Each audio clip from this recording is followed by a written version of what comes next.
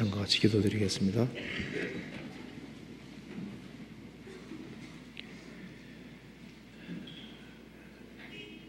저희를 사랑하시는 하나님 아버지 감사합니다. 오늘도 저희들을 한자리에 불러 모아주시고 하나님의 말씀을 배우며 또 하나님 말씀을 통해서 우리가 어떻게 행해야 할 것을 알 수 있도록 도와주시는 것을 감사합니다. 오늘 이 말씀을 통해서 마음속에 있는 여러 가지 의문들을 제해주시고 우리의 행보를 말씀 위에 굳게 세워주시고 또 저희들이 무엇을 위해 살아야 할지를 일깨워 주옵소서. 하나님의 말씀으로 우리 영혼을 환하게 비춰주시고 또 하나님 말씀 가운데 살아갈 수 있는 힘과 지혜와 용기를 허락해 주옵소서. 그리고 이번 주간에 있는 모든 집회 가운데 함께 해주시고 도와주시옵소서.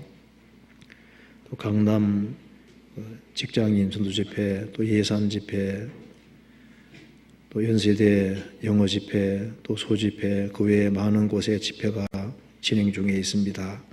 주님께서 그 집회 가운데 함께 해주시고 말씀을 증거하는 모든 사람들의 마음을 붙잡아 주시고 하나님의 말씀을 힘있게 증거할 수 있도록 도와주시고 말씀을 듣는 사람 중에 한 사람도 잃어지지 아니하고 다 영혼이 구원함에 이를 수 있도록 도와주시옵소서. 그리고 해외에 선교하는 그 모든 손길에도 주의 역사와 능력을 나타내 주옵소서. 오늘 모든 시종 함께 해주시고 도와주시기를 간절히 의지하오며 주 예수 그리스도 이름으로 기도하옵나이다. 아멘. 구약 성경 시편 124편 찾으시겠습니다. 124편입니다.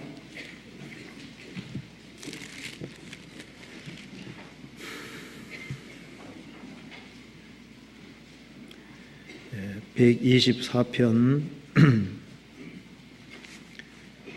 7절부터 8절까지 제가 읽겠습니다.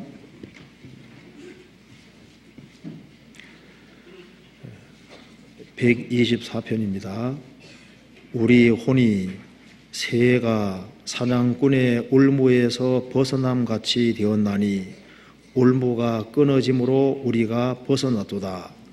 우리의 도움은 천지를 지으신 여호와의 이름에 있도다. 7절을 같이 읽어보겠습니다. 우리 혼이 새가 사냥꾼의 올무에서 벗어남같이 되었나니 올무가 끊어짐으로 우리가 벗어났도다. 네, 거기까지입니다. 오늘은 시편 124편 7절에 나와 있는 말씀대로 새에 비유된 영혼이라는 제목으로 좀 말씀을 드려보겠습니다. 우리 혼이 새가 사냥꾼의 올무에서 벗어남같이 되었나니 영혼을 새하고 이렇게 연결시켜서 설명하고 있습니다. 시편 124편을 쭉 읽어보면은 이스라엘 민족이 멸망하지 않고 남아있는 것은 바로 하나님의 도움이라고 얘기를 하고 있습니다. 이스라엘에게는 많은 순환이 있었지만은 지금까지 살아남았는데 그것은 오직 하나님의 능력과 하나님의 도움입니다. 그리고 이스라엘 역사 속에서 구원받은 모든 사람들도 하나님의 능력으로 하나님의 전적인 도움으로 구원을 받은 겁니다. 신약 시대를 살아가는 크리스찬들도 오직 하나님의 도우심으로 영혼이 구원을 받게 된 겁니다. 여기에 7절 말씀 속에 우리 영혼이 구원을 받는 것이나 생활 속에서 이제 어떤 올무에서 벗어나는 모든 것도 하나님의 도움으로 된다는 것을 잘 설명을 하고 있습니다. 디모데후서 3장 16절에 모든 성경은 하나님의 감동으로 됐다고 했습니다. 물론 시편 124편도 다윗이 기록한 것이고 또 성령의 감동으로 기록이 되었습니다. 우리가 이 시편 124편 7절을 통해서 몇 가지를 알 수 있는데요. 우리의 혼이, 여기 혼이 영혼입니다. 영혼. 우리 영혼이 새가 사냥꾼의 울무에서 벗어남같이 되었나니, 이 말씀에서 영혼이 새와 닮았다는 것을 우리가 여기서 볼 수가 있는 겁니다. 새에게서 영혼의 측면이 있다는 겁니다. 새와 영혼은 상당히 닮은 점이 있는 거예요. 그렇지 않다면 여기에 영혼과 새를 연결시켰을 리가 없습니다. 그래서 우리 영혼은 새와 닮은 점이 있다는 걸 여기 볼 수 있고, 그다음에 새 사냥꾼이 있는 것처럼 영혼의 사냥꾼이 있다는 것도 알 수가 있습니다. 그렇죠? 새의 사냥꾼이란 말이 나와 있죠. 새의 사냥꾼이 있는 것처럼 영혼의 사냥꾼이 있는 겁니다. 그리고 새 사냥꾼의 울무라는 말씀처럼 새 사냥꾼은 새를 잡기 위해서 울무와 여러 가지 미끼를 가지고 있는 거예요. 그처럼 영혼의 사냥꾼도 영혼을 멸망시키기 위해서 영혼을 멸망시키기 위한 울무와 미끼를 가지고 있다는 걸 알 수가 있는 거잖아요. 또 한 가지는 요 새는 울무에 갇혀 있는 겁니다. 자기 힘으로 빠져나올 수 없는 새입니다. 울무가 끊어짐으로 스스로 끊은 것이 아니라 외부에서 끊어준 겁니다. 즉 제3자의 도움으로 벗어났다 그 말입니다. 이 새 자신이 스스로의 힘으로 이 울무를 벗어날 수가 없는 겁니다. 새 중에는 울무에 갇힌 새가 있는가 하면은 울무를 벗어난 새도 있는 거예요. 물론 여기에 울무를 벗겨주신 분은 하나님이십니다. 8절에 우리의 도움은 천지를 지으신 여호와의 이름이도다. 하나님의 도우심으로 주 예수 그리스도의 도움으로 울무에서 벗어났다고 했습니다. 그러니까 울무에 갇혀 있는 새가 있는가 하면은 주님의 도움으로 벗어난, 즉 영혼이 구원받고 벗어난 그런 종류의 사람이 있는데, 울무에 갇힌 새와 울무에서 벗어나서 자유롭게 날아가는 그 새하고는 다를 수밖에 없잖아요. 시야부터 다르고 모든 것이 다를 수밖에 없습니다. 그것처럼 구속받은 사람과 그렇지 못한 사람은 차이 날 수밖에 없는 겁니다.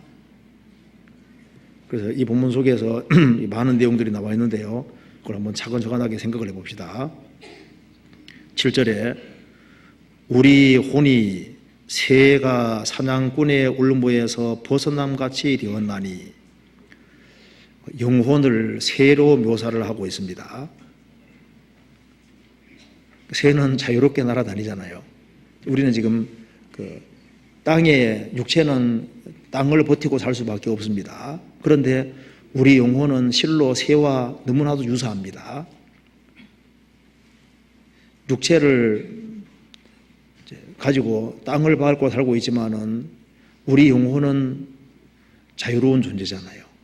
그렇죠? 새와 같이 하늘을 마음대로 날아다닐 수 있습니다. 그렇죠? 지금 여기 있으면서도 지금 집에 가 있는 사람도 있습니다. 그 영혼이 새와 같이 자유롭게 날아다니는 거예요. 이 참 영혼이 참 신기한 겁니다. 조그만 육체 속에 쌓여 있지만은 영혼은 대단한 존재인 거예요. 우주 끝에도 가볼 수 있죠. 미국도 가볼 수 있고, 뭐 영국도 갈 수 있고, 어디든지 갈 수 있잖아요. 이 바울 사도가 감옥에 갇혀 있었지만은 영혼은 자유로웠습니다. 그렇죠? 그러니까 영혼을 통제한다는 것도 참 쉬운 일이 아닙니다. 영혼은 이게 새와 같이 이게 막 날아다니기 때문에 영혼 붙잡기가 어려워요. 10대 애들, 어머니들 10대 애들 키울 때요, 참 통제하기 어렵죠. 새처럼 막 날아다니는 거예요. 영혼이기 때문에 그와 같은 겁니다. 영혼은 새와 너무나도 유사한 겁니다. 새 잡는 거 안 쉬운 겁니다. 그 영혼을 붙잡아 맨다는 건 이건 쉬운 일이 아니에요. 새는 하늘을 추구하도록 지어져 있는 겁니다. 궁창에는 새가 날아라 그랬잖아요. 그 사람은 이 땅을 밟고 살지만은 땅에 살지만은 원래 어디를 추구하도록 지음받았냐 하면은 하나님을 추구하고 영원한 것을 추구하도록 지음을 받은 겁니다. 그래서 영혼은 새와 상당히 유사한 겁니다.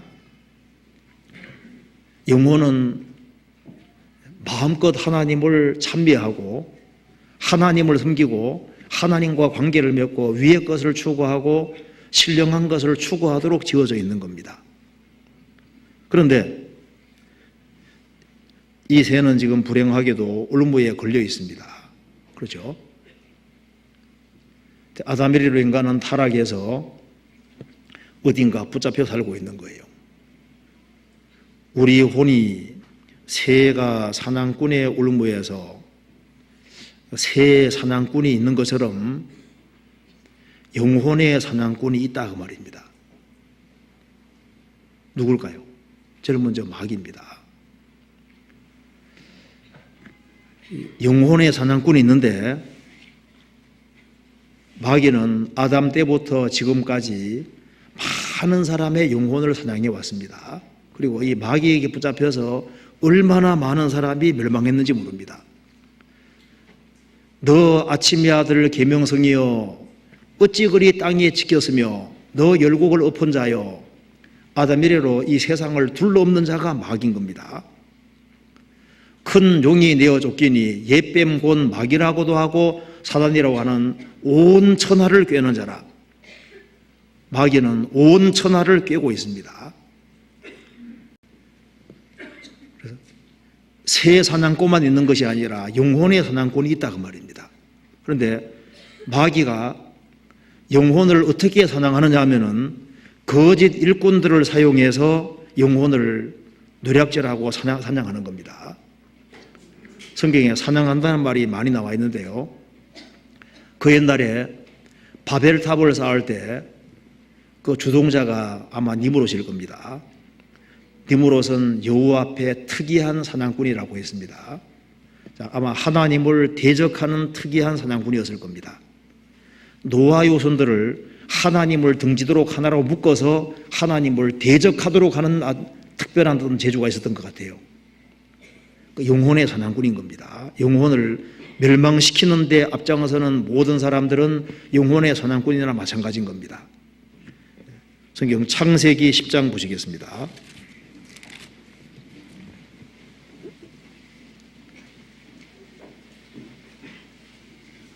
10장 8절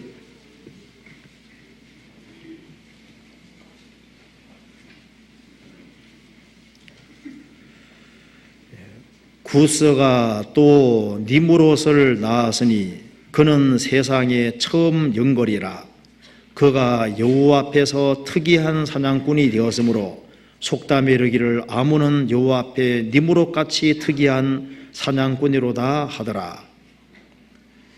니무롯은 세상에 처음 영걸이라고 했습니다. 이제 세상적으로 뛰어난 인물이 하나 태어났는데 바로 니무롯입니다. 그가 여호와 앞에서 특이한 사냥꾼이 되었으므로 여호와 앞에서는 여호와를 대항해서라고도 번역할 수 있습니다. 하나님을 대항해서 특이한 사냥꾼이 되었으므로 속담에 이르기를 아무는 여호와 앞에 니무롯같이 특이한 사냥꾼이로 하더라. 그러니까 하나님을 등지도록 하는 데 특별한 재주가 있었던 것 같아요. 그러니까 사람들을 규합시켜서 바벨탑을 쌓게 하고 하나님을 대적하게 하는 것 봐요. 마귀는 주로 사람들을 사용해서 자기 일꾼들을 사용해서 사람 영혼을 누락질하고 멸망시키는 겁니다. 예레미야 5장 찾아보시겠습니다.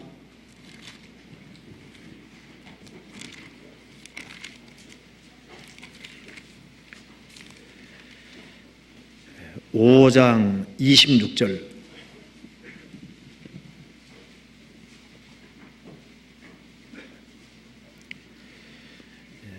내 백성 너희 중에 악인이 있어서 새 사냥꾼의 매복함 같이 지키며 덫을 놓아 사람을 잡으며 내 백성 너희 중에 악인이 있어서 새 사냥꾼이 매복하는 것처럼 지키며 덫을 놓아 사람을 잡는 사람들이 있다. 특별히 거짓 선지자들입니다. 거짓 일꾼들입니다. 30절, 31절 같이 읽겠습니다. 이 땅에 귀계하고 놀라운 일이 있도다. 선지자들은 거짓을 예언하며 제사장들은 자기 권력으로 다스리며 내 백성은 그것을 좋게 여기니 그 결국에는 너희가 어찌하려느냐. 선지자들은 거짓을 예언하고 제사장들은 자기 권력으로 다스리며 내 백성들은 그것을 좋게 여긴다. 그 결국은 어떻게 하려느냐? 결국은 멸망인 겁니다. 영혼의 사냥꾼들이 있는 겁니다.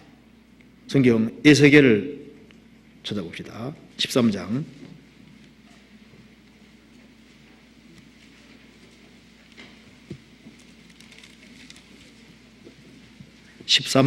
17절. 영혼을 멸망시키는데 예저들도 많이 사용됐던 것 같아요. 17절. 너 인자야, 너의 백성 중 자기 마음에서 나는 대로 예언하는 부녀들을 대면하여 쳐서 예언하여 이르기를 주 여호와의 말씀에 사람의 영혼을 사냥하고자 하여 방석을 모든 팔뚝에 꿰어 매고 수건을 키가 큰 자나 작은 자의 머리를 위하여 만드는 부녀들에게 화 있을진저 너희가 어찌하여 내 백성의 영혼을 사냥하면서 자기를 위하여 영혼을 살리려 하느냐. 자기 마음에서 나는 대로 예언하는 부녀들이 있었다. 그 사람의 영혼을 사냥하고자 하여 방석을 모든 팔뚝에 꿰어 매고 수건을 키가 큰 자나 작은 자의 머리를 위하여 만드는 부녀들, 아마 그 이교 이방 종교의식이 이런 것을 사용했던 것 같아요. 그러면서 이 하나님을 등지는 이 거짓된 종교 이런 것이 마치 신을 위하는 것이 좀 이렇게 것인 것처럼 만드는데 여자들이 또 말을 또 잘하잖아요. 그래서 아주 멸망시키는데, 영혼을 멸망시키는데 분주자들이 앞장섰던 것 같습니다. 신약시대도 마찬가지죠. 신약시대 때도 영혼을 멸망시키는데 마귀가 거짓 일꾼들을 사용하는 겁니다. 마태복음 7장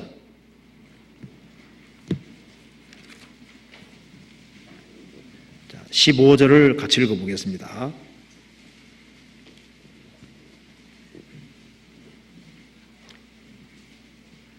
(7장 15절) 같이 읽겠습니다. 거짓 선지자들을 삼가라. 양의 옷을 입고 너희에게 나오나 속에는 노략질하는 일이라. 양의 옷을 입고 나온다는 겁니다. 하나님의 일꾼인 것처럼 보이는데 속에는 영혼을 노략질하는 일이라. 영혼을 사냥하는 일이다, 그 말입니다. 7년 혼란 속에는 양의 뿔 같은 두 뿔이 있는데 입에는 용처럼 말하더라.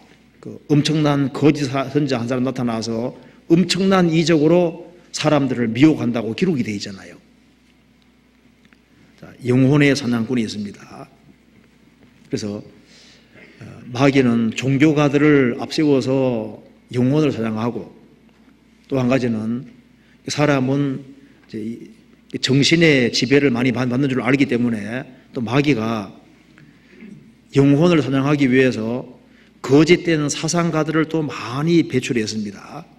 그래서 이 그릇된 책들이, 그릇된 어떤 잘못된 사상의 책이 영혼의 사냥꾼이 되어 왔던 겁니다. 그래서 찰스 다윈이 쓴 종의 기원 책 아시지 않습니까? 진화론으로 인해서 영혼이 사냥당해서 죽은 사람 수를 아마 셀 수가 없을 거예요. 그 진화론 책을 만들어 퍼뜨리는 그 사람들의 죄는 상상할 수가 없을 걸 겁니다. 그리고 이 무신론을 조장하는 책들, 공산주의 사상으로 인해서 영혼이 멸망당한 사람도 수도 없이 많습니다. 니체는 담대하게 신은 죽었다는 글을 썼습니다. 어떤 글에 보니까 니체가 신은 죽었다 해놓으니까 그 밑에 하나님 말씀하시기를 너 이제 죽었다. 하나님은 살아계십니다. 그리고 성경을 비판하는 책으로 인해서 많은 사람 영혼이 노략당하고 많은 사람이 죽었습니다. 자기만 안 믿을 것이지 성경을 비판하는, 잘 알지도 못하면서 알지 못하는 걸 회방하는 거예요. 알지 못하는 것을 회방해서 성경을 비방하는 책을 써서 그런 책으로 인해서 영혼이 누락당해서 멸망한 사람들이 많다고 말입니다. 영혼 누락하는 것이 있습니다. 아마 컴퓨터와 매스컴 이런 것이 영혼을 누락하는 일이 될 수도 있습니다. 매스컴이 성경에 대해서 잘못되게 퍼뜨림으로써 영혼을 누락할 수도 있습니다. 그렇죠? 영혼 누락하는 것이 많죠. 어쩌면 음악도 때로는 영혼의 사냥꾼이 될 수도 있습니다. 음악을 누가 발전시켰냐면 창세기 4장 보면은 가인의 후예입니다.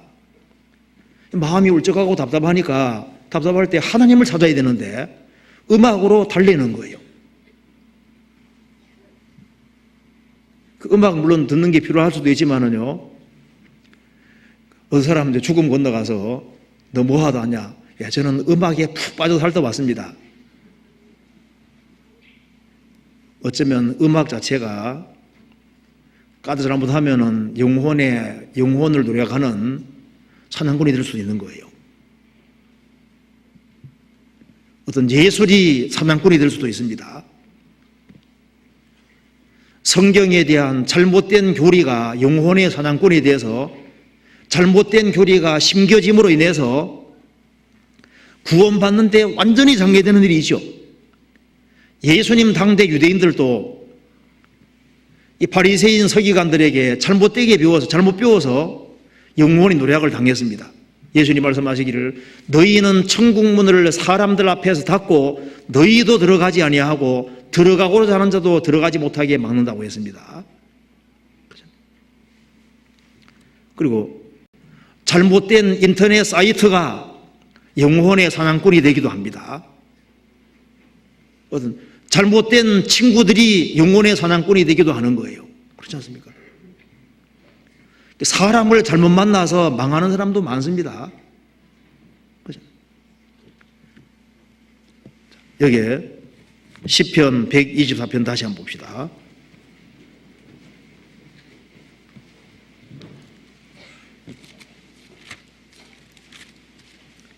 7절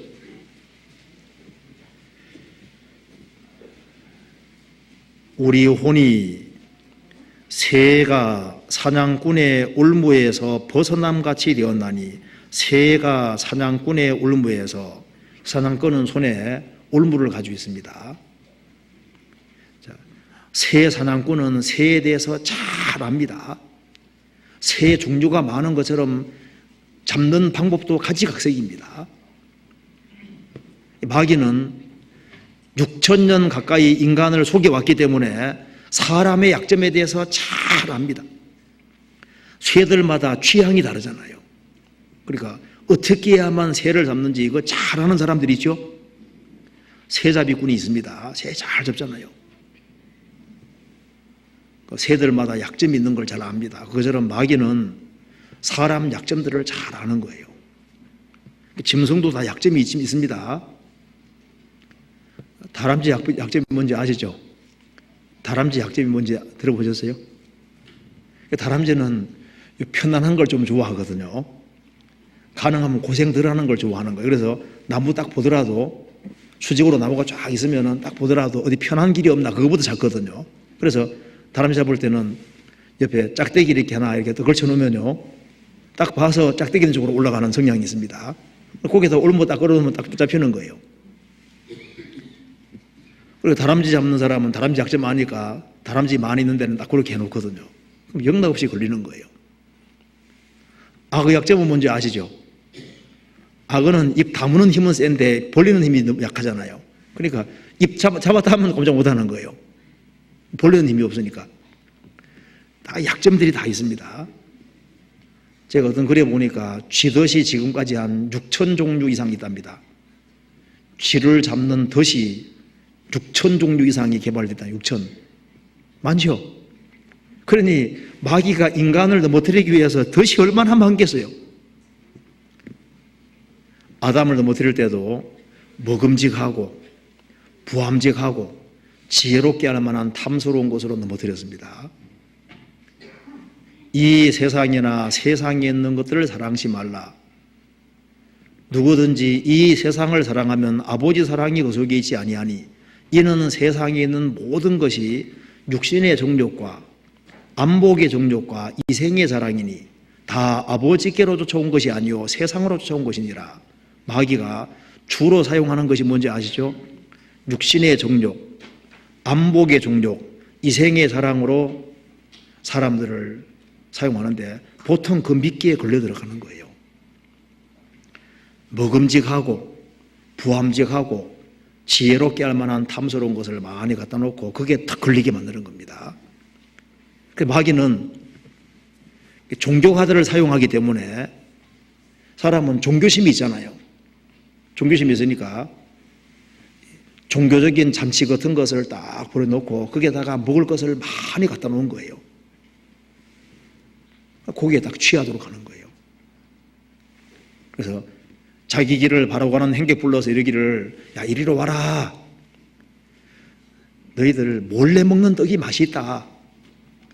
도둑질한 물이 달다. 야, 꼭 성경대로 할 필요 없어.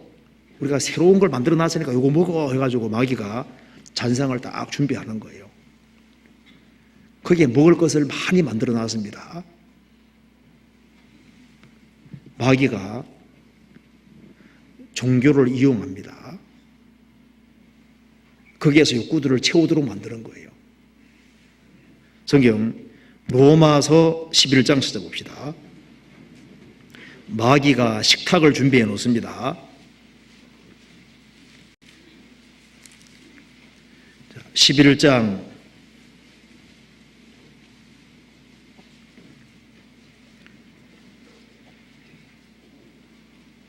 9절 10절입니다. 같이 읽겠습니다. 또 다윗이 가로되 저희 밥상이 올무와 덫과 거치기는 것과 보응이 되게 하옵시고 저희 눈은 흐려 보지 못하고 저희 등은 항상 굽게 하옵소서 하였느니라. 또 다윗이 가로되 저희 밥상이 올무와 덫과 거치는 것과 보응이 되게 하옵시고 마귀가 밥상을 딱 준비해 놨습니다. 그런데 마귀가 준비해 놓은 이 거짓된 종교가들의 밥상에 참여하면은 저희 눈은 흐려 보지 못하고 저희 등은 항상 굽게 하옵소서. 하나님의 백성인 이스라엘이 어떻게 해서 그리스도를 바로 보지 못했을까요? 그들은 거짓된 밥상에 참여했습니다. 그래서 영혼의 눈은 더 흐려졌고 등이 굽어지니까 하나님 영광을 볼 수가 없게 되는 거예요. 오늘날도 마귀가 밥상을 차려해 놨는데 좋은 얘기는 다 해줍니다. 아, 평안하다, 안전하다, 너희들 잘 돼갈 거다, 만사형통할 거다, 축복에 축복을 해주고 하나님은 사랑의 하나님이시기 때문에 너 대충 그렇게 살아도 괜찮다고 좋은 얘기는 다 해주고 힘주고 용기 주는 얘기를 다 해줍니다. 믿는 자에겐 능치 못할 것이 없느니라 하고 소원한 건 다 이루어지는 것이고로 부추기는 거예요. 그 잔치상에서 많이 먹습니다. 그런데 영혼은 죽어 있는 거예요. 심리적으로 마음의 위로는 해주지만은 영혼은 죽어 있는 겁니다. 그들이 내 백성의 상처를 심상히 고쳐주며 말하기를 평안하다, 평강하다 하나 평강이 없도다. 평강하다, 평강하다 하는데 평강이 없는 거예요. 항상 묘입니다. 항상 잔치상에 참여하는데 매 주일마다 말씀을 듣는데 말씀도 많이 듣는데 거듭나는 문제, 영생 얻는 문제, 마귀 올무에서 벗어나는 그 근본적인 문제, 그것은 싹 빼놓고 성경에 그 외에 좋은 얘기들은 다 하는 사람들이 있습니다. 그렇잖아요. 많이 배운다는 것이 중요한 것이 아니라 인생에 필요한 것을 배워야 되는 겁니다. 그렇잖아요. 그래서 이 밥상을 마귀가 준비를 많이 해놨습니다. 그래서 세상에 잡종교도 많고 기독교라는 이름으로도 마귀가 막 잔치를 많이 준비해놔가지고 밥상을 막 많이 준비해서 많이 먹게 만듭니다.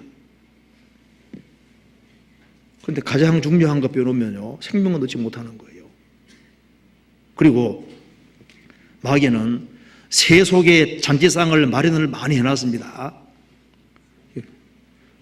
종교를 떠나서 세속적인 잔치상이 얼마나 많아요. 우리는 지금 정보의 홍수 시대에 삽니다. 우리는 가장 많은 것을 보고 가장 많은 것을 듣는 시대입니다. 그리고 가장 많은 물건들을 접하는 시대죠. 우리 시대만큼 일회용 제품이 많은 시대가 없었습니다. 그런 시대는 없었어요. 가장 볼거리가 많은 시대, 놀거리가 많은 시대가 되었습니다. 그래서 세상 것에 취하는 거예요. 영혼을 이 세상 것으로 딱 얽어매서 세상 것에 사람 마음을 묶어버리는 겁니다. 그래서 마귀는 사람 영혼을 얽어매는데 무엇을 얽어매느냐 하면은 여러 가지 종교로 딱 얽어매는니다. 왜냐하면은 사람은 신찾는 마음이 있거든요. 종교라는 대용품을 만들어서 그게 딱 얽어매서 멸망시키는 겁니다. 사상이라는 올무로 사람들을 얽어맵니다. 사상의 노예가 된 사람들이 많습니다. 사상이라는 올무에 딱 걸려있는 거예요. 우리 시대는 마귀가 오락이라는 올무로 사람 마음을 딱 긁어맵니다. 죽음 건너갔을 때 너 뭐하다 왔냐? 저는 평생 텔레비전만 쳐다보다 왔습니다. 텔레비전 리모컨만 돌리다가 왔다가 말입니다. 너 뭐하다 왔냐? 저는 컴퓨터만 만지다 왔습니다. 자, 이 하나님이 인생을 세상에 보내주셨는데 컴퓨터만 하다가 죽음 건너 왔냐 그 말입니다. 하나님 만든 세상에서 하나님을 찾지 아니하고 마귀 올무에 딱 걸린 겁니다. 많은 사람들이 대중매체의 포로가 되어 있습니다. 어떤 사람은 자나 깨나 음악을 끼고 살잖아요. 음악의 포로가 돼서 너 뭐하다 왔냐? 저는 대중 가요만 부르다 왔습니다. 자, 마귀가 여러 가지로 얽어맵니다. 자, 마귀는 여러 가지를 사용하죠. 술은 마귀가 사용하는 대표적인 것 중에 하나입니다. 잠언 찾아봅시다. 23장. 자, 마귀가 사용하는 올무 중에 하나, 잠언 23장.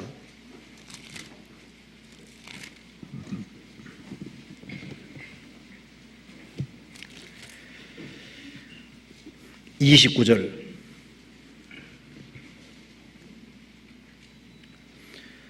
재앙이 네게 있느뇨, 근심이 네게 있느뇨, 분쟁이 네게 있느뇨, 원망이 네게 있느뇨, 까닭없는 창상이 네게 있느뇨, 붉은 눈이 네게 있느뇨, 술에 잠긴 자에게 있고 혼합한 술을 구하러 다니는 자에게 있느니라. 포도주는 붉고 잔에서 번쩍이며 순하게 내려가나니 너는 그것을 보지도 말지어다.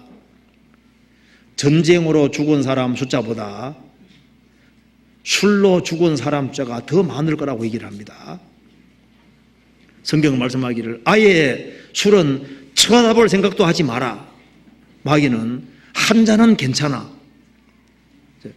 한 잔은 괜찮아. 이 말을 받아들여서 많은 사람이 술꾼이 되고 인생을 완전히 망친 겁니다. 그렇죠? 지금도 마귀는 술을 사용해서 많은 사람들을 멸망시키고 있습니다. 술은 마귀가 사용하는 올무 중에 대표적인 것 중에 하나입니다. 또 한 가지는 이성인 겁니다. 잠언 6장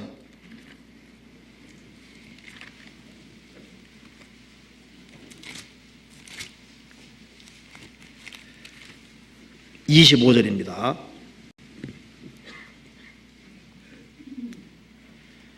내 마음에 그 아름다운 색을 탐하지 말며 그 눈꺼풀에 홀리지 말라.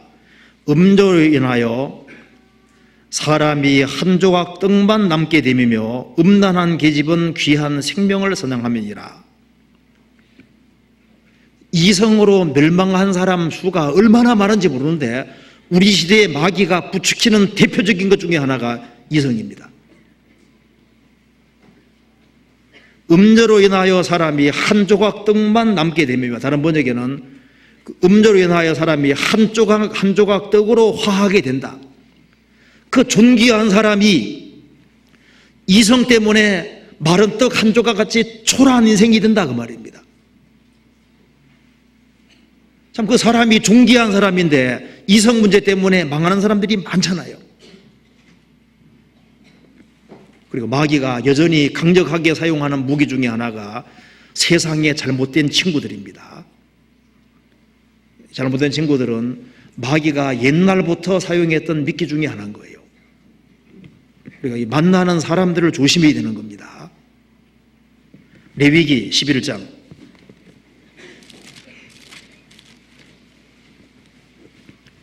29절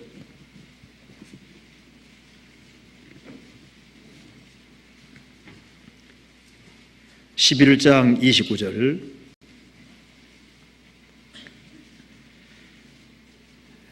땅에 기는 것 중에 내게 부정한 것은 이러하니 곧 쪽제비와 쥐와 도마뱀 종류와 합개와 육지악어와 수궁과 사막 도마뱀과 칠명석척이라. 하나님께서 부정한 짐승들에 대한 분류를 쭉 하시면서 여기도 부정한 부류를 여기에 얘기했는데요. 여기 29절부터 30절 내용은 주로 이것을 부정한 사람들에 대한 비유로 이렇게 이해할 수도 있겠습니다. 세상에는 우리가 삼가해야 될 대표적인 사람이 바로 이런 종류라고 할 수 있습니다. 세상에는 쪽제비 같은 사람이 있어요. 사람 중에 교활한 사람이 있습니다. 누가 봐도 저 사람은 교활한 사람인데 가까이 하면 인생 망치게 생겼는데 그럼 아예 가까이 하지 말아야 됩니다. 그 사람 말합니다. 그런 사람이 자꾸 가까이 오는데요 하면 어떻게 합니까? 타고 오면요 전두지폐 테이프 좀 틀어줘요. 가능하면 긴 거. 또 찾아오면 그 다음 또 틀어줘요. 지폐기 수도 짜고. 그 교활한 사람들을 삼가해야 됩니다. 그리고 세상에는 쥐 같은 사람이 있잖아요. 쥐는 병균군을 옮기는 대표적인 존재입니다. 쥐. 유럽의 흑사병으로 많은 사람이 죽었다는 거 아시죠? 흑사병이 어떻게 돌게 됐냐 하면은 한 무역선이 해외에 무역을 갔다가 돌아올 때 쥐 몇 마리가 들어온 거예요. 들어와서 그 쥐가 병균군 옮겨서 배에 탄 모든 사람들을 흑사병 들게 만들었습니다. 그래서 유럽에 딱 도착하고 나니까 사람들이 새카맣게 바뀐 사람들이 나오는 거예요. 그것이 퍼지기 시작해서 유럽에 엄청난 사람이 죽었잖아요. 사람 중에는 병균군을 옮기는 사람이 있습니다. 할 때 그 친구 가까이 하면은 이상하게 육신적으로 영적으로 더러워지게 되는 사람이 있습니다. 나를 오염시키는 사람들이 있는 거예요. 그런 사람들은 몰려야 되는 겁니다. 그리고 이 도마뱀 종류, 도마뱀 만져보셨죠? 어떻습니까? 매끈매끈하잖아요. 그 사람 중에 아주 매끈매끈하고 반질반질하고 하는 그런 사람들이 있습니다. 세상에서 아주 달을 때로 다른 사람이 있거든요. 그런 사람은 정말 조심해야 될 사람인 거예요.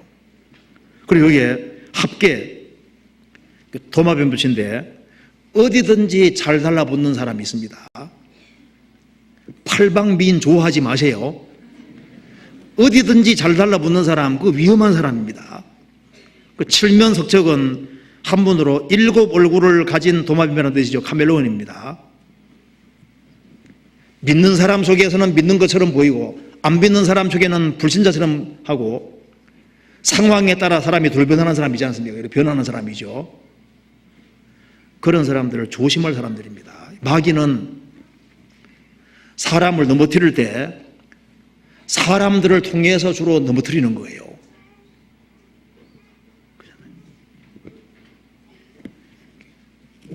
마귀가 또 예수 믿는 세계 속에서도 다른 예수, 다른 복음, 다른 영 조금씩 다르게 해서 집어넣어 버리는 겁니다. 그래서 마귀 올무에 딱 걸리면 어떻게 될까요? 망하는 거예요. 새는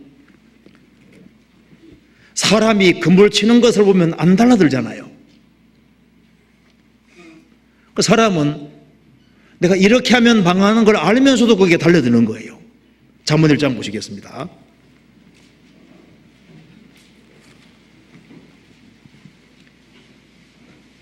(1장) 17절.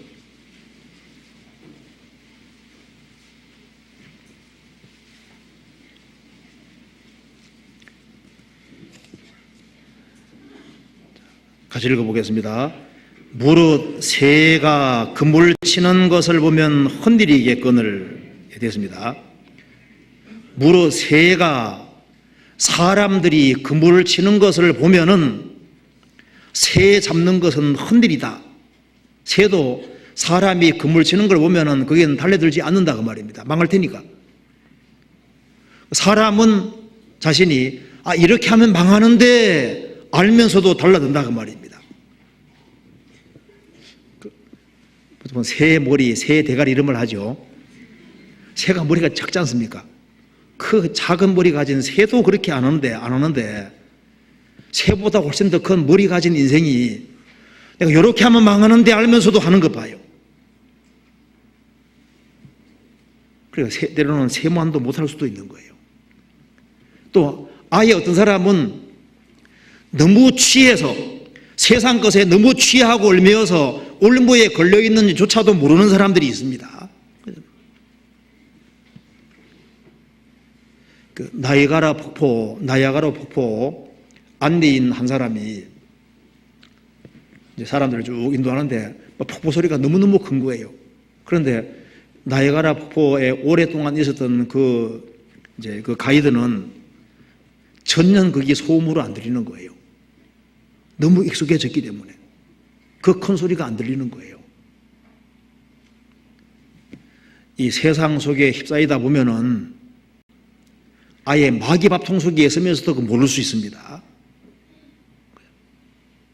근데 문제는 새 사냥꾼의 울음부에 걸리면 어떻게 되는 겁니까? 죽는 거예요. 마귀에게 붙잡으면 죽는 겁니다. 그러죠. 마귀는 영혼을 멸망시키려고 하는 거예요. 새 사냥꾼이 울무 가지고 있는 이유는 새를 잡아 죽이려고 하는 거잖아요. 이 마귀의 울무에 딱 걸려서 영혼이 멸망하면 어디로 가는 겁니까? 영원한 지옥으로 가는데 그 지옥은 나올 수 있는 곳이 아니잖아요. 지옥이 왜 끔찍하고 무섭냐? 물론 불이 있기 때문에 그런 것도 있지만은 그 끔찍한 것 중에 대표적인 것이 뭘까요? 다시는 못 나온다는 거예요. 감옥에 들어가면 나올 수나 있지. 이것은 들어가면 다시는 나올 수 없는 곳에 붙잡히는 겁니다. 예를 들어서 저 사우나실에 들어갔는데 막 뜨거운 데 들어갔습니다. 그런데 문이 잠겨버렸습니다. 큰일이잖아요. 지옥에 들어가서 나올 수가 없다 그 말입니다.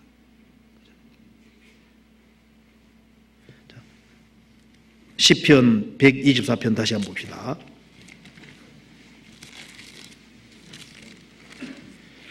여기 7절에 보시겠습니다. 7절 우리 혼이 새가 사냥꾼의 울무에서 벗어남같이 되었나니 울무가 끊어짐으로 우리가 벗어나도다. 울무가 끊어짐으로 그래 되죠. 새 스스로가 못 걷습니다. 새 사냥꾼의 울무에 걸려 있는데 스스로 힘으로 못 벗어납니다. 여기서 우리가 세상의 모든 종교와 성경의 차이점을 알 수 있는 거예요. 세상의 모든 종교는 한마디로 너가 잘해봐 그 말이잖아요. 너가 울무를 벗어나봐 그 말이잖아요. 너가 힘쓰고 애쓰고 열심히 해봐. 자기 힘으로 자기 기백으로 벗어나보라는 겁니다. 근데 기독교는 그것이 아니잖아요. 기독교는 그것이 아닙니다. 울무가 끊어짐으로 누가 끊어줬습니까? 바깥에서 외부에서 울무를 끊어준 겁니다. 세상 모든 종교와 성경의 차이점이 바로 여기 있는 겁니다. 우리는 우리 힘으로 이 사탄의 권세를 벗어날 수가 없었습니다. 마르틴 루터가 가톨릭 안에서 신부로 오랫동안 있었지 않습니까? 이 죄짐을 벗기 위해서 그렇게 노력을 했습니다. 선행으로 의롭게 되려고 했는데 이 불가능한 것을 깨달은 거예요. 어느 날 하나님의 의를 깨달을 때, 하나님의 의는 바로 하나님께서 인생을 위해서 하나님이 다 해주신 일을 가리키는구나. 그 깨달을 때 하늘 문이 열렸다고 표현을 하고 있습니다.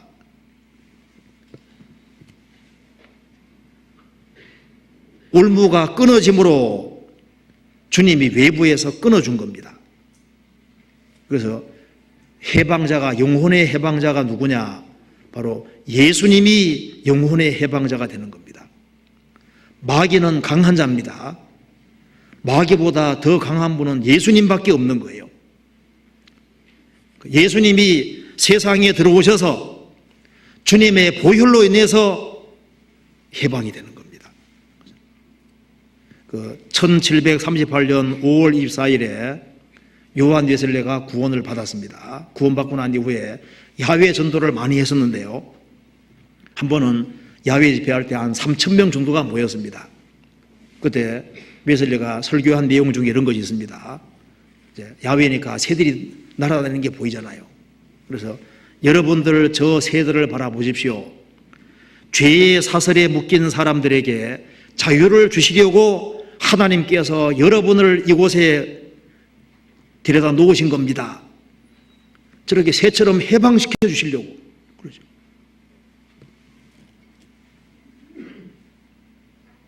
울무가 끊어짐으로 우리가 벗어나도다. 그래서 울무에서 해방된 사람들이 있는 겁니다. 주님 피로 구원받은 모든 사람들은 바로 주님의 능력으로 사탄의 권세를 벗어나고 사탄의 울무에서 해방된 사람인 거예요. 자, 요한계시록 1장 보시겠습니다.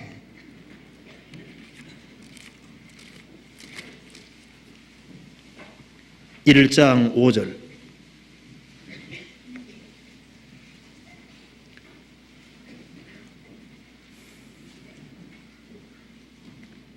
같이 읽어보겠습니다. 또 충성된 증인으로 죽은 자들 가운데서 먼저 나시고 땅의 임금들의 머리가 되신 예수 그리스도로 말미암아 은혜와 평강이 너희에게 있기를 원하노라. 우리를 사랑하사 그의 피로 우리 죄에서 우리를 해방하시고, 우리를 사랑하사, 주님 우리를 사랑하셨습니다. 우리를 사랑하사 그의 피로 우리 죄의 소리를 해방하시고 우리를 완전히 해방시켜 주신 겁니다. 진리를 알지니 진리가 너희를 자유케 하리라. 예수 그리스도가 진리고 예수님의 피공로가 진리입니다. 예수님의 피공로, 그 속죄의 의미를 확실히 깨달을 때 죄와 죽음과 심판에 들으면서 해방이 되고 영혼이 자유롭게 되는 거예요. 시편 102편 보시겠습니다.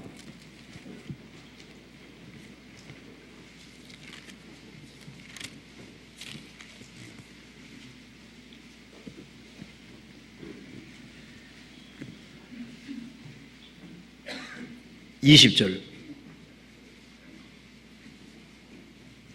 같이 읽어보겠습니다. 이는 갇힌 자의 탄식을 들으시며 죽이기로 정한 자를 해방하사. 이는 갇힌 자의 탄식을 들으시고 죽이기로 정한 자를 해방하사. 구원받은 사람은 해방이 된 사람입니다. 한번 생각해 보세요. 이게 새가 올무에 걸려서 이제 죽을 날만 기다리고 있는데 바깥에서 울무를 누가 끊어서 해방시켜서 자유롭게 만들었을 때 그 새가 어떻게 느낄까요? 거기에서 진정한 자유를 느끼게, 영혼의 자유를 느끼게 되죠. 얼마나 기뻐 춤추고 좋아하겠습니까? 그래서 성경에 말씀하기를 거듭난 사람을 가리켜서 춤추는 자라고 표현을 했습니다. 그래서 맞는 거죠. 죄와 죽음의 사슬에 묶여 있다가 해방된 사람은 춤춘다는 말이 맞는 거예요. 우리 외국에서 그 구원받은 형제님의 그 어머니가 한국에 살고 있었는데요. 이제 암으로 이제 돌아가시기 얼마 전이었습니다. 그래서 그 신방을 해서 그 어머니가 구원을 받으셨어요. 구원 받으니까 너무 좋아서 그 몸 아프신 분이 일어나서 우리 보는 앞에서 이렇게 주먹을 덩실덩실 주면서요. 이제 천국 가게 됐다고 너무 좋아하는 거 있죠. 그래서 제가 상담하다가 구원받아서 춤추는 건 처음 봤거든요. 근데 이제 곧 죽음 건너갈 사람인데 구원받았으니까 춤출만 하지 않습니까? 그렇지 않습니까? 자, 위로부터 난 자는 성경에 춤추는 자라고 표현되어 있잖아요. 너무 좋으니까. 좀 찾아볼까요? 시편 87편 보시겠습니다.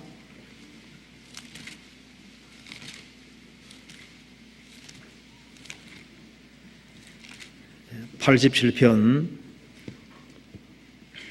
5절. 시온에 대하여 말하기를 이 사람 저 사람이 거기서 났나니 지존자가 친히 시온을 세우리라 하리로다. 여호와께서 민족들을 등록하실 때에는 그 수를 세시며 이 사람이 거기서 났다 하시리로다. 그다음 읽겠습니다. 노래하는 자와 춤추는 자는 말하기를 나의 모든 근원이 내게 있다 하리로다. 자, 예루살렘에 시작된 복음이 전 세계에 전파되면서 하나님께서 민족들을 등록하실 때 이 민족은 몇 사람이 구원받아 좀 등록하시는 겁니다. 한국에도 복음이 들어와서 이제 한 사람 한 사람 구원받으면 이제 주님이 수를 세시는 거예요. 그래서 이 사람 저 사람이 거기서 났다. 그 사람의 근원이 위로부터 났고 예루살렘이 근원이 되고 주님의 복음을 깨우친 사람은 거기서 난 사람들인 겁니다. 그 거듭난 사람들을 가리켜서 노래하는 자와 춤추는 자라고 말하고 있는 겁니다. 나의 모든 근원이 내게 있도다. 자, 거듭난 사람은 노래하는 자입니다. 얼마나 기쁘겠어요. 그리고 춤추는 자라고 표현을 했습니다. 너무너무 기뻐한다 그 말입니다. 요즘 사람들 춤추는 사람 많은데 그런 춤 말고 영혼이 구원받아 주는 춤이잖아요. 너무 속에서.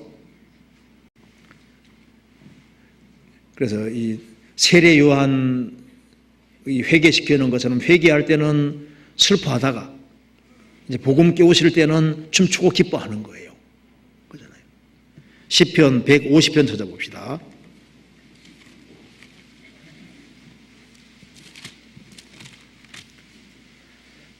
2절입니다.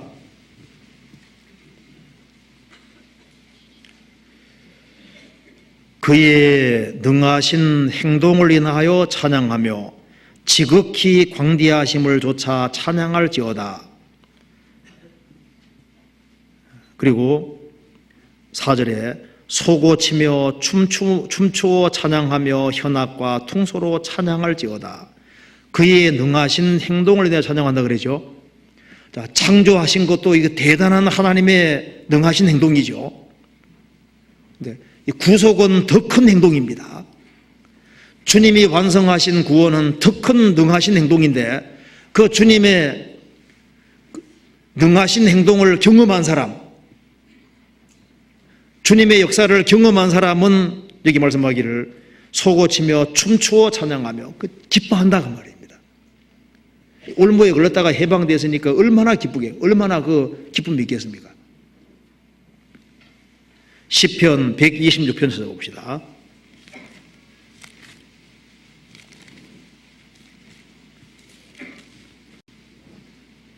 1절, 2절을 같이 읽어보겠습니다. 여호와께서 시온의 포로를 돌리실 때 우리가 꿈꾸는 것 같아도다. 그때 우리 입에는 웃음이 가득하고 우리 혀에는 찬양이 차서도다. 열방 중에서 말하기를 여호와께서 저희를 위하여 대사를 행하셨다 하여도다. 70년 동안 바벨론 포로에 딱 잡혀 있었습니다. 이스라엘이. 쉽게 말하면 70년 동안 새 올무에 딱 갇혀 있었는데 70년 만에 해방됐을 때 이스라엘 백성들은 거의 꿈과 같았다 그 말입니다. 여호와께서 시온의 포로를 돌리실 때 우리가 꿈꾸는 것 같아도다. 꿈이냐 생시냐 그 말입니다. 그때 우리 입에는 웃음이 가득하고 우리 혀에는 찬양이 차서도다. 바벨론 포로에서 해방되는 것은 하나님이 행하신 큰 일이었기 때문에 그 해방을 맛본 사람들은 그 마음속에 기쁨이 있고 꿈꾸는 것 같고 너무 기쁘고 웃음이 가득했다는 거예요. 이스라엘이 에집트에서 430년 동안 살면서 에집트 포로에서 해방이 됐을 때 이스라엘 백성들이 얼마나 기뻤겠어요. 한 소년이 소년원에 들어가서 있다가 한 목사님의 도움으로 소년원에서 나오게 됐습니다. 나오니까 막 소년이 막 텀블링을 하면서 막 너무너무 좋아하는 거예요. 야, 너 그렇게도 좋으냐? 목사님도 거기에 가서 한 달간만 있어 보세요. 저처럼 펄펄 뛸 겁니다. 죄 때문에 고민하고 괴로워하다가 주님의 도우심으로 해방이 참으로 된 사람, 그 사람 마음속에는 그 큰 기쁨과 감사가 있는 것이 맞는 겁니다. 구원을 받았어야 감사하지, 그죠? 구원 받아본 사람이 그 감사가 있잖아요. 그래서 이 새는, 올무에 갇혀 있는 새는 하늘 영역을 마음대로 가볼 수가 없지 않습니까? 그런데 해방이 된 새가 해방이 됐을 때 진정으로 하늘에 속한 자가 되는 겁니다. 그렇잖아요? 한 사람이 구원을 받을 때 땅에 살지만은 구원받은 사람은 하늘에 속한 자가 되는 겁니다. 그렇잖아요. 시편 68편 보시겠습니다. 우리는 양이지만 새입니다. 68편 13절.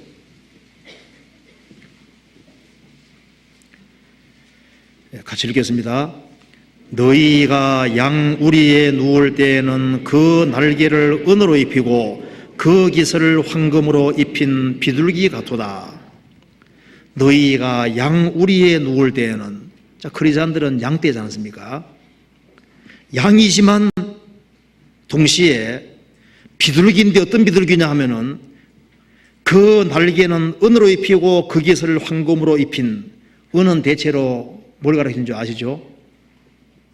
피와 구속 가리키는 겁니다. 그래서 성막의 바닥 기둥에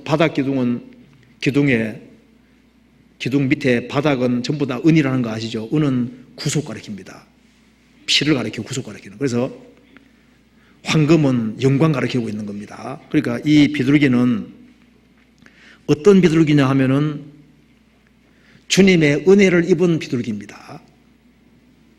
주님 피공로를 힘입고 있는 비둘기, 그리고 주님으로 말미암아 영광 얻은 비둘기다 그 말입니다. 그리스도인들은 양인 동시에 하늘을 마음대로 날아다닐 수 있는 비둘기인데 은혜와 영광을 받은 비둘기하고 똑같아 그 말입니다. 하늘에 속한 자입니다. 그리고 이 갇힌 새와 올무에서 벗어난 새는 다르죠. 올무에서 벗어난 새는 멀리 볼 수 있죠.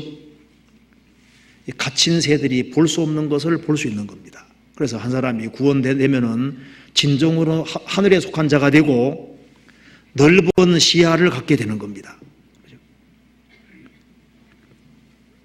이 바닥에서 보는 것과 위에서 보는 건 다르잖아요. 넓은 시야를 갖게 되고, 그래서 더 넓게 본다는 특징이 있는 거예요. 그래서 그리스도인들은 금세뿐 아니라 영원한 내세까지 볼 수 있는 눈을 가지게 된 겁니다. 육체뿐 아니라 영혼의 가치를 확실하게 아는 사람이 되잖아요. 천국과 지역을 믿음의 눈으로 볼 수 있는 사람이 됐고, 그리고 영혼이 얼마나 소중한지 불쌍한 영혼들도 볼 수 있는 눈을 가지게 되잖아요. 그리고 이 갇혀있는 새들은 곧 멸망받고 죽을 거라는 것을 알고, 그래서 불쌍히 여길 줄 아는 그런 눈도 가지게 된 겁니다.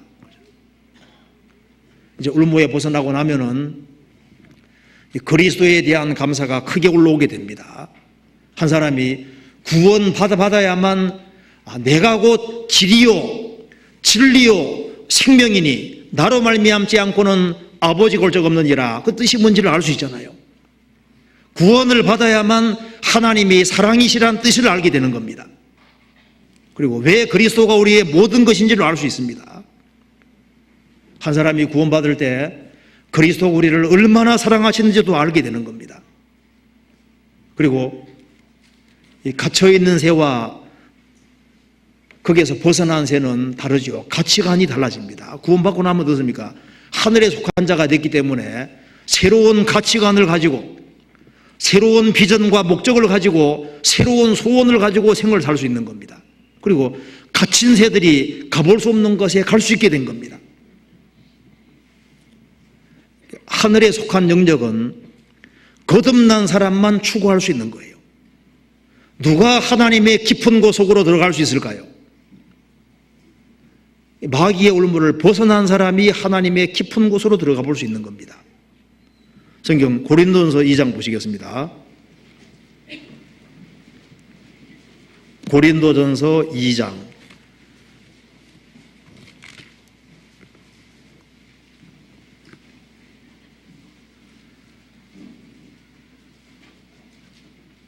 9절.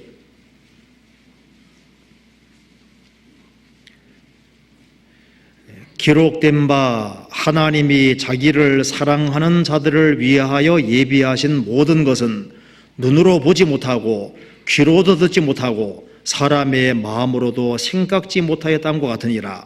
오직 하나님이 성령으로 이것을 우리에게 보이셨으니 성령은 모든 것 곧 하나님의 깊은 것이라도 통달하시느니라.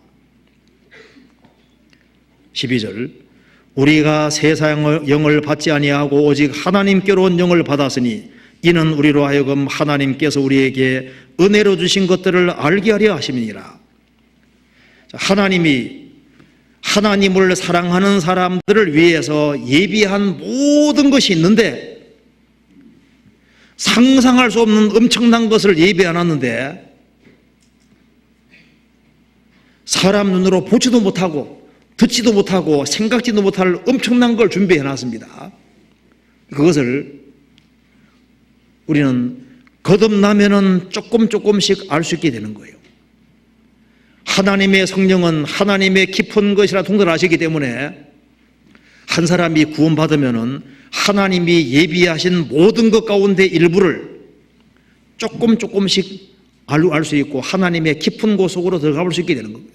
그래서요, 하나님의 은혜를 점점 알아가고 은혜의 깊은 곳으로 더 들어갈 수 있게 되고, 이 성경이 이 하늘에 속한 책이기 때문에 성경 속에 누가 들어갈 수 있느냐? 거듭나야만 이 신령한 책 속으로 들어갈 수가 있는 거예요.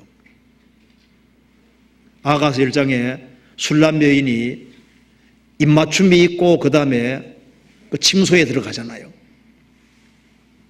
우리가 이 성경 속에 누가 들어가느냐? 거듭나야만 이 속에를 마음대로 날아 들어갈 수 있는 거예요. 이 벗어난 새는, 올무에 벗어난 새는 자유롭게 날아다닐 수 있죠? 이곳저곳 가볼 수 있잖아요. 누가 성경 속에 마음대로 들어가 볼 수 있냐 그 말입니다. 한 사람이 구원받아야 성경 속에 들어가 볼 수 있는 거예요. 구원 안 받은 사람은요, 성경이 재미가 없어요. 그러죠? 이 속에 들어갈 수가 없어요. 무슨 뜻인지도 모르고. 거듭난 사람은 잠 안 올 때 읽는 책이 성경책이 됩니다. 거듭난 사람이 재밌잖아요. 그래서 그리스도 안에 누가 들어가 볼 수 있느냐? 성막 안에는 아무나 들어갈 수 있는 게 아니잖아요. 한 사람이 성막 안에 들어가서 노제단 통과하면 그 속에서 그 다음에 물두멍 통과하고 성소 안에, 지성소 안에 들어가 볼 수 있습니다. 그러죠? 노제단 통과하는 그 십자가 도리를 확실히 깨우친 사람이 성소 안에 들어가 볼 수 있는 거예요. 누가 그리스도 예수 안에 들어갈 수 있느냐? 구원받아야지 그리스도 예수 안에 들어가고, 그리스도 예수 안은 사실 하늘 안과 똑같은 겁니다. 새들이 궁창에는 새가 날아라, 궁창 안에 새들이 마음대로 놀 수 있는 것처럼요, 그리스도 예수 안에 누가 들어가냐 그 말입니다. 구원받아야지 그리스도 예수 안에 들어갈 수 있고, 그리스도 안에 온갖 것이 있다는 걸 알 수 있잖아요. 성경 골로새서 보시겠습니다. 3장 11절.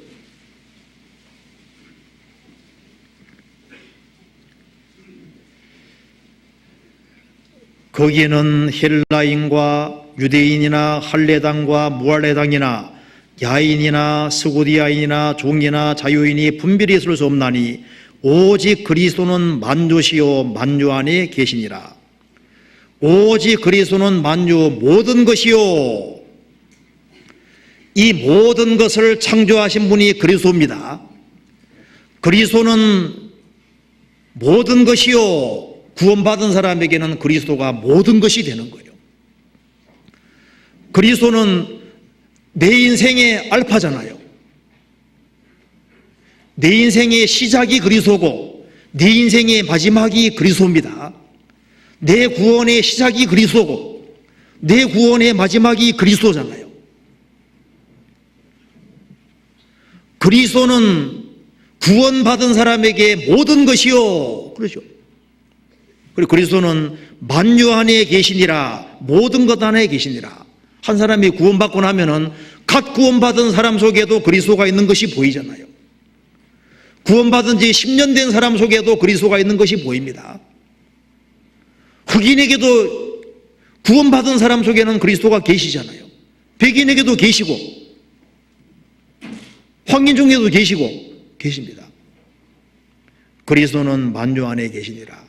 모든 것은 그리스도의 작품이기 때문에 구원받고 시간이 지나면 지날수록 그리스도는 만주시요 만유 안에 계시는구나. 우리는 모든 곳에서 그리스도를 점점 더 보게 되는 겁니다.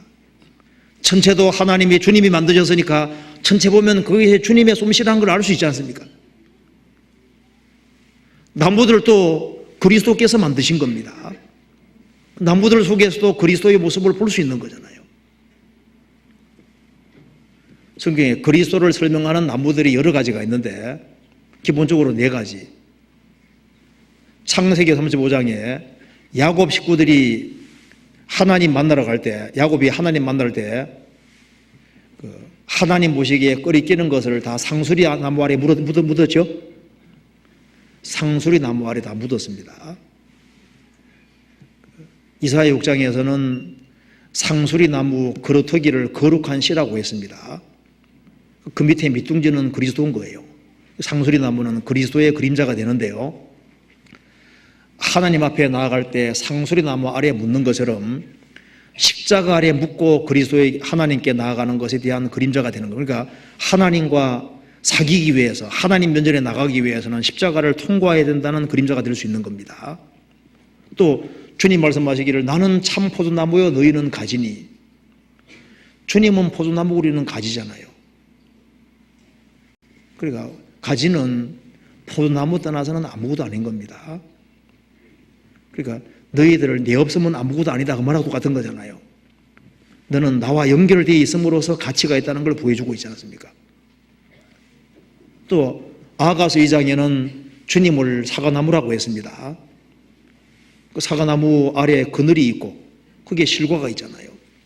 그리스도 아래는 그게 안식이 있고 쉴 수 있고, 그리고 그 열매는 내 입에 달았구나. 그리스도 안에서 우리가 신령한 것을 공급받고 영원히 힘을 얻게 되는 거예요. 또 에스겔 41장에서는 천년왕국 성전 벽에 종려나무가 많이 그려져 있죠. 그런 종려나무 그려져 있는데 그룹 사이에 종려나무가 있습니다. 시편 80편에 그룹 사이에 좌정하신 자여, 그룹 사이에 좌정에 계신 분은 주님이신데, 에스겔 41장에서는 그룹 사이에 그룹 사이에 계신 것이 여기에 종려나무라고 했습니다. 그리스도를 왜 종려나무로 표현했냐 하면은 사막기후에 제일 잘 사는 대표적인 것이 바로 종려나무입니다. 종려나무는 150에서 200m까지 뿌리 내릴 수 있기 때문에 다른 것들이 다 죽어갈 때 그건 살아남는 거예요.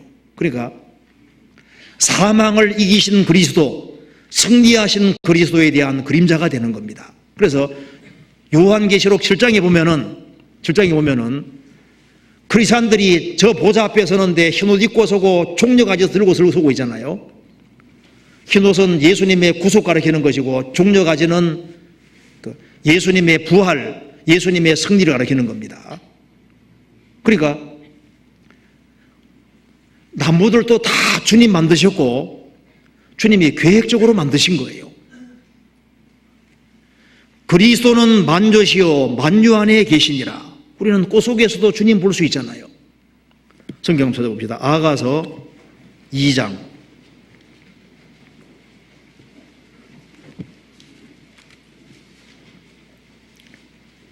14절,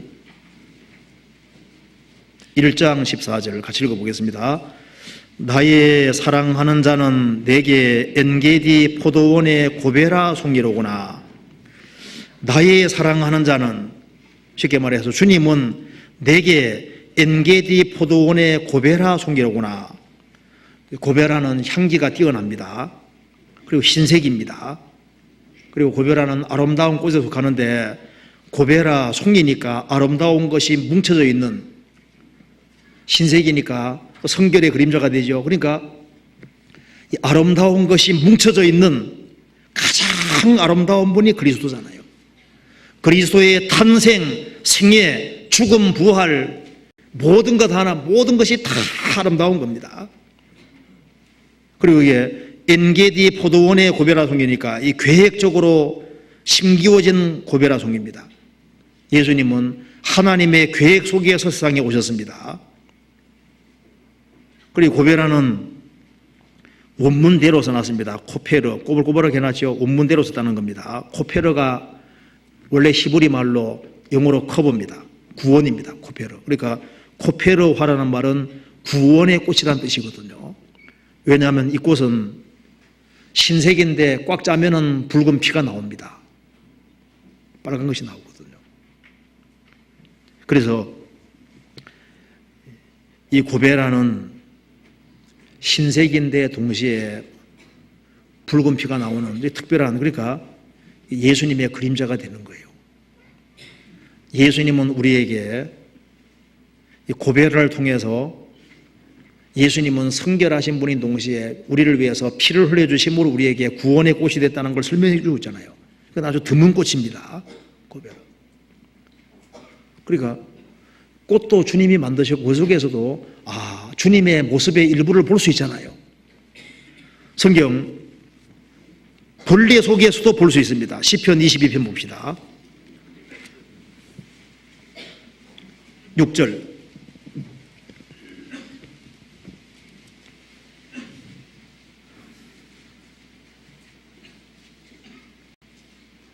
6절 같이 읽어보겠습니다.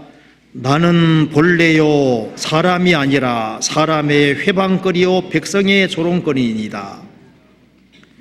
14절에 나는 물같이 쏟아졌으며 내 모든 뼈는 어그러졌으며 내 마음은 촛밀 같아서 내 속에 녹았으며 16절에 개들이 나를 애워쌌으며 악한 무리가 나를 둘러 내 수족을 찔렀나이다.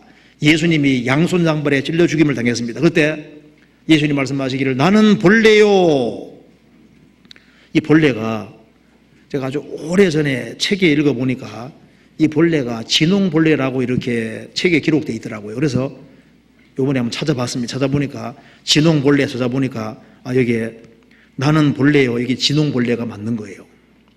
이 진홍본래에서 고대에 그 붉은색 염료 같은 걸 취할 때 이 붉은 진홍본래 여기에 있는 본래를 이제 떡갈나무에 있는 걸 가져와서 이제 붉은색 염료를 만들었다고 합니다. 그런데 이 본래가 특징이 있는데요. 여기 왜 주님이 나는 본래요 할 때 특별히 진홍본래를 사용하셨을까요? 인터넷에서 보시면 그 진홍본래도 빨갛게 생겼습니다. 이 본래가 이제 죽게 되면은 나무에 올라가서 나무에 딱 달라붙으면서요 죽으면서 이 붉은 피를 내는 겁니다. 붉은 피를 내는데 그 속에서 새끼들이 나오는 거예요. 나와서 그 붉은 피 뒤에서 다 보호받는 거예요. 여기 이제 올라가서 딱 나무에 딱 달라붙어서 붉은 피를 쏟으면서 거기서 이제 새끼들이 쫙 나오는 거예요. 근데 그 피 뒤에 새끼들이 옹기종기 가만히 있는 겁니다. 그러니까 여기 꼭 예수님 모습하고 비슷하잖아요. 그러니까 성경에서 아무본래를 사용하지 않고 나는 진홍본래요 이렇게 요 단어를 왜 사용했냐 그 말입니다. 거기서도 우리가 예수님 모습하고 유사하잖아요. 예수님이 붉은 피를 흘림으로 거기에서 많은 생명이 탄생하고 피 뒤에서 보호받는, 그러니까 주님이 계획적으로 만드신 겁니다. 자, 모든 것은 주님의 솜씨고 이 성경에도 붉은 피가 쫙 흐르는 것처럼 이 세상에서도 피가 붉은색이 쫙 흐르고 있는 거예요. 그렇잖아요. 그래서 주님을 배우게끔 하시는 겁니다. 자, 어쨌든 간에 이 성경에서 말씀한 대로 한 사람이 구원받은 사람은 영혼이 새와 비슷하게 새로운 것을 추구할 수 있게 되는데 그리스도 안에를 들어가 볼 수 있다 그 말입니다. 성경 속에 들어가 볼 수 있고 예수 그리스도 안에 들어가 볼 수 있게 되잖아요. 그리고 크리스찬들은 여기 올무에 걸려있는 새와 다르게 하늘을 마음대로 나는 새와 묘사해서 세상 사람들이 볼 수 없는 것을 보게 되는데 이 세상이 어떤 세상인지도 볼 수 있잖아요. 이 세상이 장망성이라는 것을 확실히 볼 수 있습니다. 이 세상은 곧 심판을 받을 세상이라는 걸 볼 수 있잖아요. 소돔 고모라 멸망을 누가 제일 먼저 알았냐면은 소돔 고모라 바깥에 있는 아브라함이 제일 먼저 알았습니다. 이스라엘이 멸망한다는 사실을 누가 알았습니까? 예레미야가 미리 알았잖아요. 다니엘은 이 세상의 열국의 변천을 다 봤습니다. 바벨론 다음에 메디아 페르시아 헬라 로마가 나타나고 나중에 적그리스도가 등장하고 세상이 완전히 멸망하는 것을 봤습니다. 사도 요한도 셋째 하늘에 올라가서 하늘에 올라가서 7년 혼란도 보고 세상의 영원한 멸망도 보고 영원한 천국도 미리 볼 수 있었잖아요. 구원받은 사람과 구원받지 아니한 사람은 시야가 다른 겁니다. 그렇잖아요. 자, 결국은 올무에 빠져 있는 겁니다. 세상에 보면은 마귀가 다 이 국가들 배후에 진을 탁 치고 있고 그 민족들, 도시들 모든 걸 다 얽어매고 있는 겁니다. 거기에서 해방된 사람은 거듭나고 나면 너무너무 적다는 걸 알 수 있는 거예요. 적은 무리여 무서워 말라 너희 아버지께서 그 나라를 너에게 주시기를 기뻐하셨느니라. 하나님 나라 상속받는 사람은 적은 무리입니다. 해방되고 나니까 해방된 사람이 너무 적은 거예요.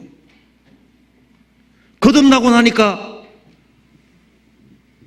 거듭난 사람이 너무 적네요. 청함을 받은 자는 많되 택함을 입은 자는 적으니라. 그 말대로입니다.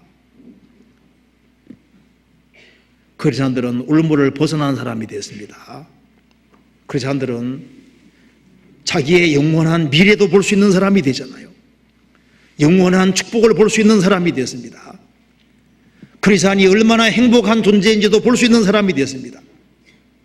크리스찬들 초라해 보이지만은 크리스찬 배후에 삼일체 하나님이 지키고 계시고 천사들이 구원받은 사람을 두르고 있잖아요. 초라해 보여도 나사로 배후에 누가 있었습니까? 누가복음 16장 나사로 배후에 누가 있었어요? 죽을 때 천사들이 어떻게 했습니까? 모시고 가다고 되어 있죠? 천사가 아니라 천사들이 복수입니다. 나사로 배후에 천사들 여러 명이 있었던 것 같아요. 성경 아가서 3장 찾아봅시다.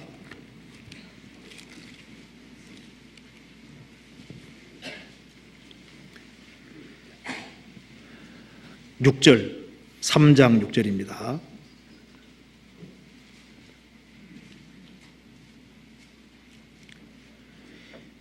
연기 기둥과도 같고 몰약과 유향과 장사의 여러 가지 향품으로 향기롭게 하고 거친 들에서 오는 자가 누구인고 이는 솔로몬의 은이라. 이스라엘 용사 중 60인이 웅이하였는데 다 칼을 잡고 싸움에 익숙한 사람들이라. 밤에 두려움을 인하여 각기 허리에 칼을 잡느니라. 여기에 솔로몬은 왕궁에 있고 술람비에는 저 시골 총구석이 있습니다. 둘이 로맨스가 이루어졌어요. 그래서 솔로몬이 가마를 보내서 술람 여인을 태우고 오는 장면인데요. 솔로몬까지 오는 그 길에 거친 들을 통과해야 되고 밤에 두려움이 있으니까 이 술람 여인 배후에 60명의 용사가 딱 둘러섰는데 칼을 잡고 싸움에 익숙한 사람들이라 그러죠. 술람 여인을 안전히 모시고 오게 하기 위해서 싸움에 익숙한 용사 60명이 딱 둘러싸고 오는 거예요. 마침내 솔로몬과 결혼이 이루어지잖아요. 주님과 우리는 너무나도 거리 멉니다. 그 만왕의 왕이신 주님 앞에서 우리가 지구 총구석에서 그리스도 신부가 되잖아요. 구원받은 사람 배후에 천사들이 딱 지키고 있습니다. 언제까지? 천국 들어갈 때까지. 크리스찬들은 참 든든한 거예요. 나는 하나님의 아들이 됐다 그 말입니다. 잠시 후에 영원한 천국에서 주님과 함께 영원히 살 그런 좋은 전망을 가지고 있잖아요. 크리스찬이 하루하루 살아가는 그 모든 삶에 대해서 영원한 축복이 보장되어 있는 사람들인 겁니다. 그런데 새 중에는 더 높이 나는 새도 있고 그렇지 못한 새도 있죠. 기구가 높이 올라가려면 무거운 걸 떨어뜨려야 됩니다. 세상 것을 움켜잡고 있으면 마음과 생각이 많이 올라갈 수가 없잖아요. 크리스찬 중에 더 높은 전망을 가지고 사는 사람도 있습니다. 우리의 마음과 생각이 더 올라갈 수도 있고 그렇지 못할 수도 있는 거예요.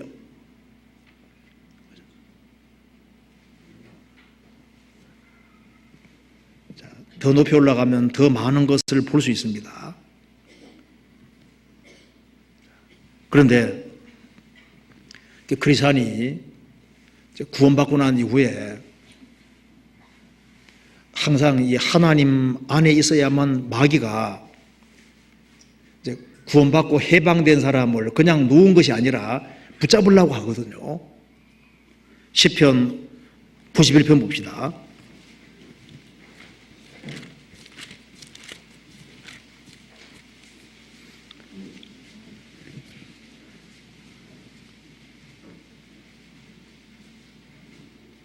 (1절) 지존자의 은밀한 곳에 거하는 자는 전능하신 자의 그늘 아래에 거하리로다. 내가 여호와를 가리켜 말하기를 저는 나의 피난처요 나의 요새요 나의 의뢰하는 하나님이라 하리니 이는 저가 너를 새 사냥꾼의 울모에서와 극한 연병에서 건지실 것이미로다. 저가 너를 거기서로 덮으시리니 내가 그 날개 아래 피하리로다. 그의 진실함은 방패와 손방패가 되나니, 여기서 이는 저가 너를 새 사냥꾼의 울모에서와 극한 연병에서 건지실 것이다. 누구에게? 전능자를 자기의 그늘로 삼은 사람. 구원받고 난 이후에는 항상 주님 품 안에 있는 것이 안전합니다. 왜냐하면 마귀가 구원받은 사람이 해방됐지만은 영혼은 못 뺏어가도 크리스찬을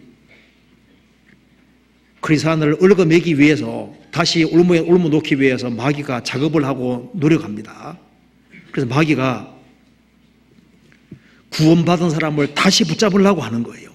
그래서 마귀가 인정줄도 쳐놓고 세상 친구라는 올무도 자꾸 걸고 그릇된 교리 같은 것도 자꾸 심고 자꾸 누룩을 퍼뜨리고 해서 여러 가지 얽매이긴 쉬운 죄로 그리스도인들을 얽어매라고 다시 노력하는 거예요. 참 마귀가 도망가면 좋은데 그게 아니라니까요. 크리스찬이 힘차게 신앙생활하는 꼴을 마귀가 못 보는 겁니다.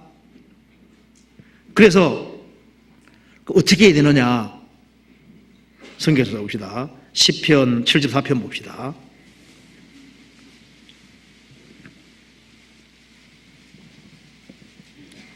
(74편) 19절 같이 읽어봅시다. 주의 맷비둘기의 생명을 들짐승에게 주지 마시며 주의 가난한 자의 목숨을 영영히 잊지 마소서. 이게 주님의 맷비둘기, 산비둘기, 이게 성도를 주님의 산비둘기라고 그러죠.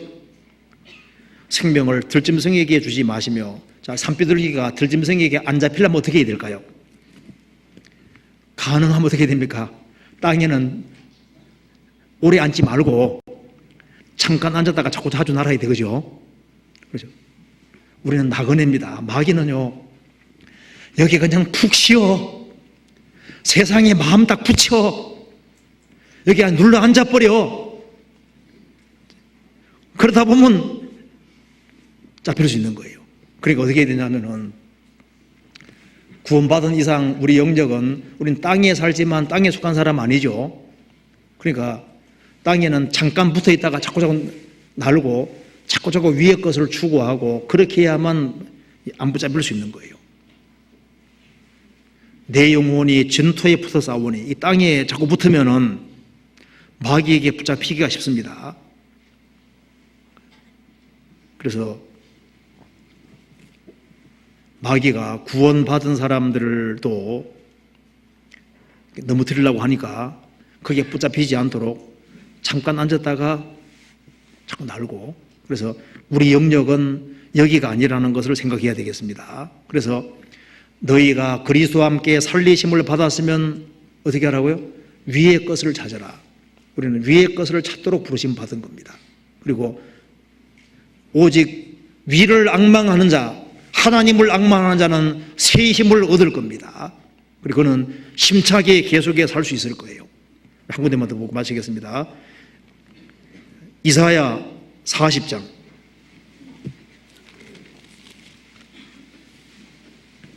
31절.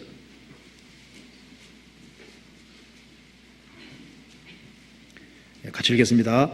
오직 여호와를 앙망하는 자는 새 힘을 얻으리니 독수리의 날개치며 올라감 같을 것이요 다른 박질하여도 곤비치 아니하겠고 걸어가도 피곤치 아니하리로다. 오직 여호와를 앙망하는 자는 새 힘을 얻을 것이다. 그는 독수리의 날개치며 올라감 같을 것이다. 크리스찬들은 위를 추구하는 사람들인 겁니다. 성경은 위에 속한 책이니까 성경을 추구하고, 그리스도는 위에 계신 분이니까 그리스도를 추구하고, 교회는 세상에 속한 존재들이 아닙니다. 교회는 위에 속한 겁니다. 그래서 교회에 더 적극적으로 연결되고 영혼을 건지는 그 일은 신령한 일입니다. 그 일에 합력해야 될 겁니다. 그리고 이제 올무에서 벗어난 사람은 보이잖아요. 올무에 걸려있는 사람, 불쌍한 영혼들이 보이는데, 올무에 걸려있는 것이 그는 누가 있는가 보니까 가족 식구들이다 그 말입니다. 내 사랑하는 친구들이다 그 말입니다. 우리도 해방자로 있는 겁니다. 우리도 멸망에 달려가는 사람을 해방시켜주는 그런 존재로 있는 거예요. 우리가 그 일을 하다가 주님 앞에 서는 겁니다. 같이 기도하시겠습니다.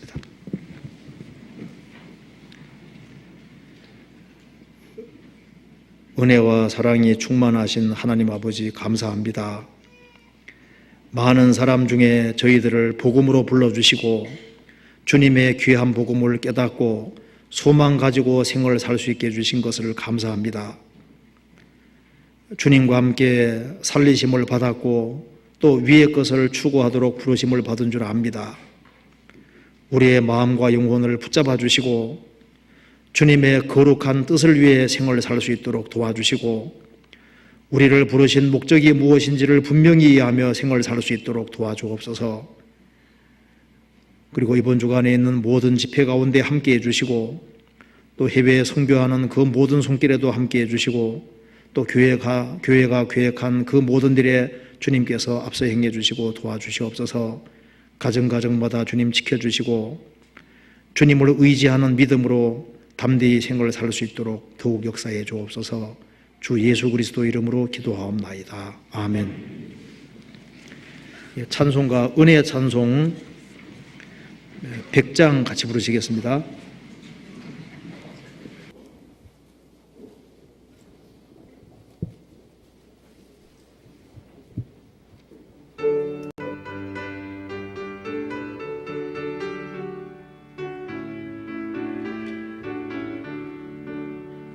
우리 영혼이 벗어났도다. 사냥꾼의 올무에서 새같이 우리 영혼이 벗어났도다.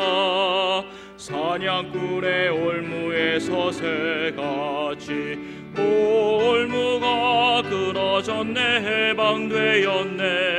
우리 도움은 주의 이름. 올무가 끊어졌네. 해방되었네. 우리 도움은 주의 이름. 광고 없습니다. 마치겠습니다. 네, 마치